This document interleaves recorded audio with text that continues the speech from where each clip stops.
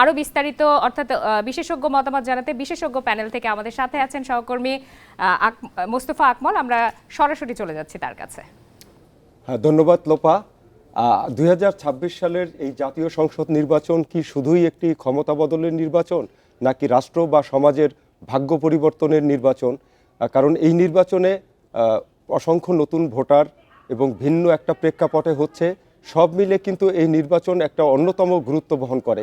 তো এই বিষয়গুলো নিয়ে আলোচনার জন্য আমাদের সাথে উপস্থিত আছেন ঢাকা বিশ্ববিদ্যালয়ের সামাজিক বিজ্ঞান অনুষদের ডিন অধ্যাপক এম সিদ্দিকুর রহমান। আমরা তার সাথে কথা বলবো।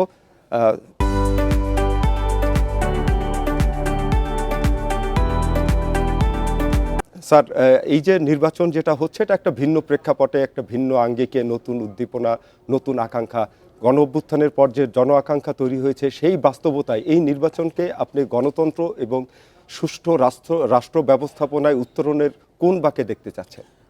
ধন্যবাদ আপনাকে। আমি প্রথমে একটু সংশোধনী, আমি আসলে সামাজিক বিজ্ঞান অনুষদের ডিন নই, আমি কলা অনুষদের ডিন।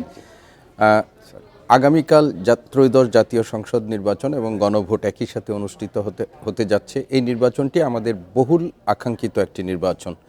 আমাদের মুক্তিযুদ্ধের অন্যতম চেতনা ছিল একটা গণতান্ত্রিক বাংলাদেশ, কিন্তু 55 বছরে আসলে বাংলাদেশ বারবার গণতন্ত্র হোঁচট খেয়েছে এবং 2008 সালের পর একটা বাংলাদেশে একটা ফেসিবাদী শাসন ব্যবস্থা আমাদের প্রতিষ্ঠিত হয়েছিল। সেখানে গণতান্ত্রিক প্রথা, প্রতিষ্ঠান, নির্বাচন ব্যবস্থা সব কিছুই ধ্বংস করে দেওয়া হয়েছিল।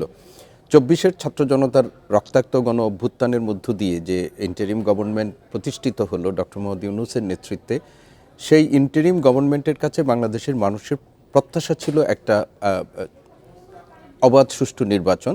সেই নির্বাচনের দ্বার প্রান্তে এখন বাংলাদেশ দাঁড়িয়ে আছে এবং সব কিছু ঠিকঠাক থাকলে আগামীকাল বাংলাদেশের মানুষ উৎসাহ উদ্দীপনার সাথে ত্রয়োদশ জাতীয় সংসদ নির্বাচনে তাদের জনপ্রতিনিধি নির্বাচন করবেন এবং একই সাথে গণভোটের মধ্য দিয়ে ভবিষ্যৎ বাংলাদেশের যে সংস্কার পরিকল্পনা, সেই ব্যাপারেও তাদের মতামত জ্ঞাপন করবেন।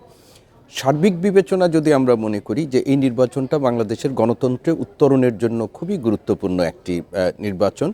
আমরা বিগত 3টি নির্বাচন অন্তত পক্ষে আমরা দেখতে পেয়েছি যে 3টি নির্বাচনে বাংলাদেশে আসলে মানুষ তাদের গণতান্ত্রিক অধিকার চর্চার কোনো সুযোগ পায়নি।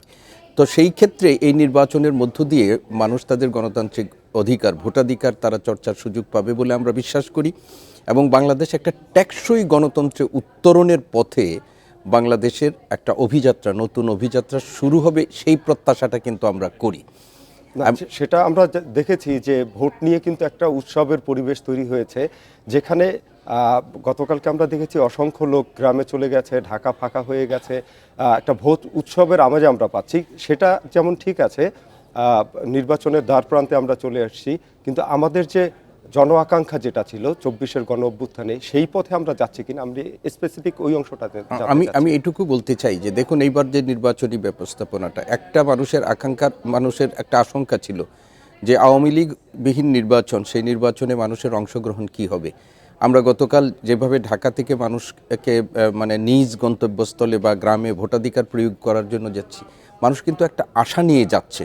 একটা ঈদের মতো পরিস্থিতি গণপরিবহনে আমরা দেখছি যে একটা আকাঙ্ক্ষা নিয়ে মানুষ যাচ্ছে যে তার ভোটাধিকার প্রয়োগের মধ্য দিয়ে তারা এমন নেতৃত্ব নির্বাচন করবে যে নেতৃত্ব আবার ভবিষ্যতে ফেসিবাদী হয়ে উঠবে না। মানুষের অধিকার, গণতান্ত্রিক অধিকার, মত প্রকাশের স্বাধীনতা, বাংলাদেশের মানুষকে প্রথম প্রাধান্য দিয়ে তারা দেশ পরিচালনার দায়িত্ব পালন করবে। 24-এর গণ অভ্যুত্থানের একটা অন্য উৎসাহ উদ্দীপনার সাথে ত্রয়োদশ জাতীয় সংসদ নির্বাচনে তাদের জনপ্রতিনিধি নির্বাচন করবেন এবং একই সাথে গণভোটের মধ্য দিয়ে ভবিষ্যৎ বাংলাদেশের যে সংস্কার পরিকল্পনা, সেই ব্যাপারেও তাদের মতামত জ্ঞাপন করবেন। সার্বিক বিবেচনা যদি আমরা মনে করি যে এই নির্বাচনটা বাংলাদেশের গণতন্ত্রে উত্তরণের জন্য খুবই গুরুত্বপূর্ণ একটি নির্বাচন। আমরা বিগত 3টি নির্বাচন অন্তত পক্ষে আমরা দেখতে পেয়েছি যে 3টি নির্বাচনে বাংলাদেশে আসলে মানুষ তাদের গণতান্ত্রিক অধিকার চর্চার কোনো সুযোগ পায়নি। তো সেই ক্ষেত্রে এইবার যে আমাদের আপনি দেখছেন যে ইউরোপীয় ইউনিয়ন যে এসেছিলেন, তারাও একটা ইনক্লুসিভ নির্বাচনের ব্যাপারে একটা সংজ্ঞায়ন করেছেন। সেখানে হলো যে ইনক্লুসিভ নির্বাচনের দুটো ব্যাখ্যা আছে, যে সব রাজনৈতিক দল নির্বাচনে অংশগ্রহণ করা, আরেকটি হলো যে নির্বাচনে ভোটারদের অংশগ্রহণ। এই দুই ধরনের। আপনি আওয়ামী লীগ নির্বাচনে নেই, এটি তো আমাদের সত্য এবং কেন নেই সেটাও আমরা সকলেই জানি। কিন্তু এরপরেও যদি জনগণ যদি এই ভোটটার গতকাল আমরা দেখলাম যে ইসি প্রেডিকশন করেছে যে এটা 70 থেকে 75% টার্ন আউট হতে পারে, এবং যদি সেটি হয় তাহলে ধরে নিতে হবে বাংলাদেশের যে অতীতের নির্বাচনী, এমনকি গত 18 সালে যে নির্বাচনটি আমাদের হয়েছিল সেই নির্বাচনে কিন্তু সব রাজনৈতিক দল অংশগ্রহণ করেছিল, কিন্তু ভোটারের যে টার্ন আউট এবং যেটি দেখানো হয়েছিল দুইটার মধ্যে একটা ফারাক ছিল বড় রকমের। তো সেই ক্ষেত্রে আমরা যদি একটা সুষ্ঠু, অবাধ এবং গ্রহণযোগ্য নির্বাচন হয় এবং সেই নির্বাচনে যদি ভোটারদের মধ্যে একটা বড় সংখ্যক মানে ভোটার যদি অংশগ্রহণ করেন তাহলে কিন্তু এটা এক ধরনের যে ভোটার পার্টিসিপেশনের কথা বলি সেটা কিন্তু প্রমাণিত হবে। দীর্ঘদিনের একটা অপেক্ষা ছিল, যে কারণ আমাদের ভোটার টার্ন আউট লাস্ট 3টা নির্বাচনে অনেক কম ছিল। আপনি তো ইউনিভার্সিটিতে পড়ান, তো এখানে আপনার অনেক স্টুডেন্ট কিন্তু এবার নতুন ভোটার। তো নতুন ভোটারের সংখ্যাটা রাজনীতির গতিপথ পরিবর্তনে কোনো ভূমিকা রাখবে কিনা, আপনার প্রেডিকশন কি? আপনি দেখেন এইবার যে ভোট হতে যাচ্ছে সেখানে প্রায় 13.5 কোটি ভোটার আছে, এবং সেই ভোটারদের মধ্যে যদি আপনি শতাংশের হিসাব করেন শতকরা 43% ভোটার হচ্ছেন আমরা যেগুলো বলছি যে তরুণ ভোটার, যাদের বয়স 18 থেকে 37, এই সংখ্যাটা 43%। এবং নতুন এবং এই ভোটারদের মধ্যে আপনি দেখবেন যে সিংহভাগ তাদের জীবনে কখনো ভোটাধিকার প্রয়োগ করেন নাই, ফলে এই ভোটাধিকার প্রয়োগ এটি তো নির্বাচনকে একটা ভিন্ন মাত্রা দিয়েছে। এবং এই যে ভোটার যারা আছেন সেই ভোটাররা কিন্তু তাদের প্রত্যাশাটাও একটু ব্যতিক্রমী। আমরা 24শে জুলাই গণ অভ্যুত্থানের পর যেটি দেখেছি ব্যতিক্রমী, এবং তারা এমন একটা দেশ দেখতে চায় যেখানে দেশের যারা তাদের নেতৃত্ব দিবেন সেই রাজনীতিবিদদের কিছু কোয়ালিটি থাকবে, এবং গণতন্ত্রের প্রতি তাদের শ্রদ্ধাবোধ থাকতে হবে, দেশের কল্যাণের জন্য তাদের হবে দুর্নীতি এবং এর বাইরে দিয়ে তাদের একটা ইমেজ তৈরি করতে হবে।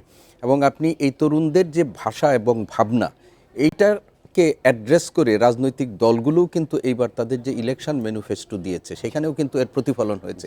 এবং আপনি দেখবেন যে রাজনৈতিক দলগুলো তরুণদের এই মনস্তত্ত্বটা অনুভব করে তারা তাদের যে নির্বাচনী প্রচারণা চালিয়েছে সেইখানে প্রত্যেক রাজনৈতিক দল কিন্তু অত্যন্ত সংযত ভাষায় কথা বলার চেষ্টা, কিছু ব্যতিক্রম হয়েছে কিন্তু সংযত ভাষায় কথা বলার চেষ্টা করেছে। মূল লক্ষ্য হচ্ছে যে এই যে বিপুল সংখ্যক একটা তরুণ যারা ভোটাধিকার প্রয়োগ করতে যাচ্ছে জীবনে প্রথমবারের মতো, তাদের কিন্তু রাজনীতিবিদদের কাছে একটা আকাঙ্ক্ষার জায়গা আছে, এবং তারা যে চোখে চোখ রেখে কথা বলতে পারে সেটা তারা প্রমাণ করেছে, এবং দেশের স্বার্থে তারা যে আবার মানে ঘুরে দাঁড়াবে না এটাও কিন্তু তাদের বিবেচনায় আছে।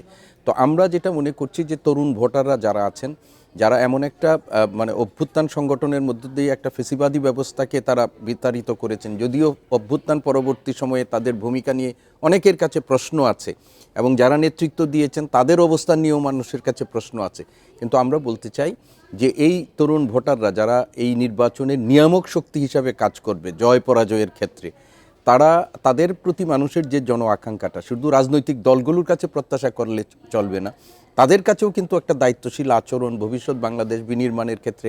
আপনি দেখেন বিএনপির নির্বাচনী ইশতেহারে বলা হয়েছে যে বাংলাদেশের যে তারা টেকসই উন্নয়ন করতে চায়, এটার প্রধান সহযোগী করতে চায় তারা তরুণদের। আচ্ছা, তরুণদের যে ভোটার একটা বড় পার্ট, কিন্তু এবার নেতৃত্বেও কিন্তু তরুণদের একটা বড় অংশ আছে। 24 সালের নির্বাচনের সাথে তুলনা করলে এটার সংখ্যা 13.5% বেশি এবার তরুণ নেতৃত্ব।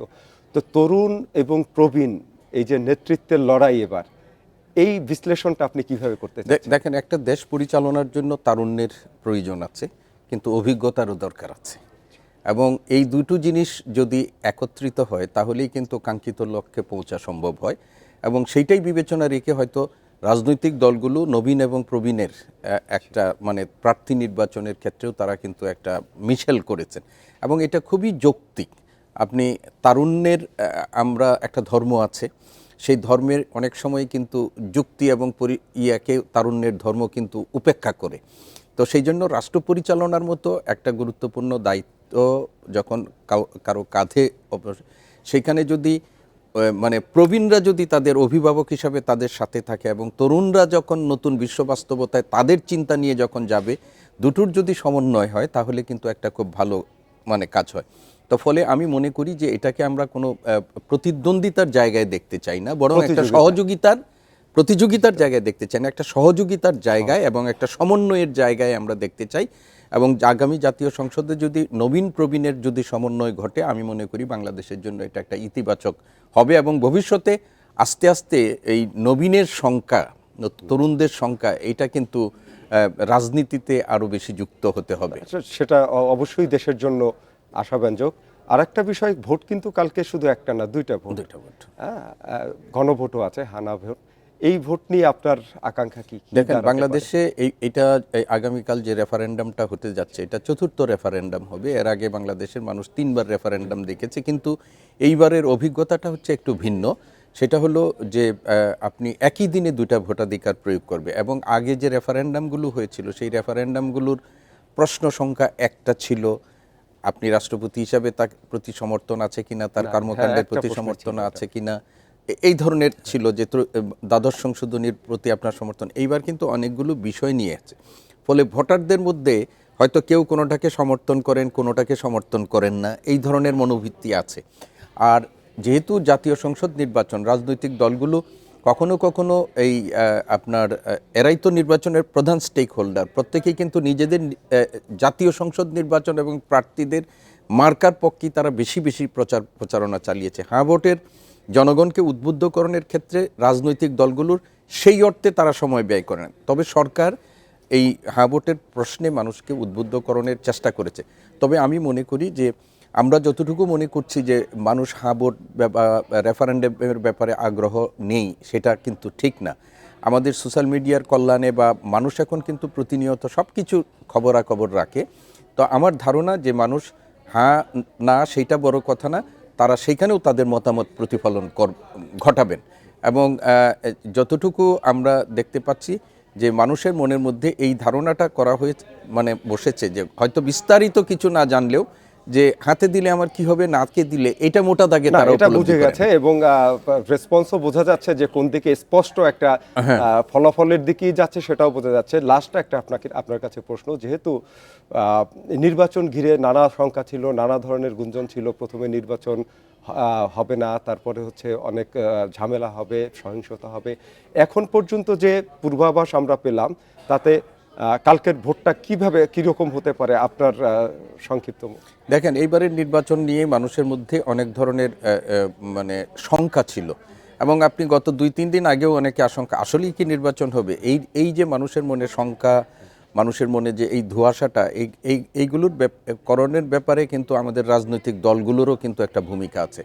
অনেক রাজনৈতিক দলকে আমরা বলতে শুনেছি এই না হলে নির্বাচন হতে দেওয়া হবে না, আমি নির্বাচনে না, আমি এইগুলো করে কিন্তু হয়েছে। এবং সর্বশেষ ইনকিলাব মঞ্চের কর্মসূচির ফলেও কিন্তু মানুষের মনের মধ্যে একটা শঙ্কা তৈরি হয়েছিল। তো আমি মনে করি যে সব শঙ্কা তো কেটে গেছে ইতিমধ্যে, এবং আগামীকাল জাতি তাদের ভোটাধিকার প্রয়োগ করতে পারবে। আরেকটা জিনিস আপনি দেখেন যে নির্বাচনেরকে কেন্দ্র করে বাংলাদেশের নির্বাচনী সংস্কৃতিতে যত সহিংসতার ঘটনা, সেই সহিংসতার ঘটনা কিন্তু আমাদের খুবই কম। রাজনৈতিক দলগুলো পরস্পরের বিরুদ্ধে বিষেধগার এবং সেই নেতাকর্মীদেরকে উস্কানো, এই কাজটাও খুব তুলনামূলক কম হয়েছে। তার মানে আমরা বলতে পারি যে আসলে রাজনীতির সংস্কৃতির, ভোটের সংস্কৃতির একটা বড় পরিবর্তন, এবং এই যে পরিবর্তনের একটা অন্যতম কারণ হচ্ছে 24 রাজনৈতিক দলগুলোর মাথার ঘাড়ের মধ্যে একটা খড়গ সবসময় দাঁড় করিয়ে দিয়েছে। সেই জন্য আপনি শেষ কথাটা আমি বলতে চাই যে সরকার বা আইন শৃঙ্খলা রক্ষাকারী বাহিনী বা ইলেকশন কমিশনের তাদের যে পারঙ্গমতার কারণে এটা হয়েছে তা না, সংস্কৃতিরও একটা পরিবর্তন হয়েছে। আমরা আশা করি যে 24-এর গণ অভ্যুত্থানের জন আকাঙ্ক্ষার বাংলাদেশ আমরা আগামীতে দেখতে পাবো।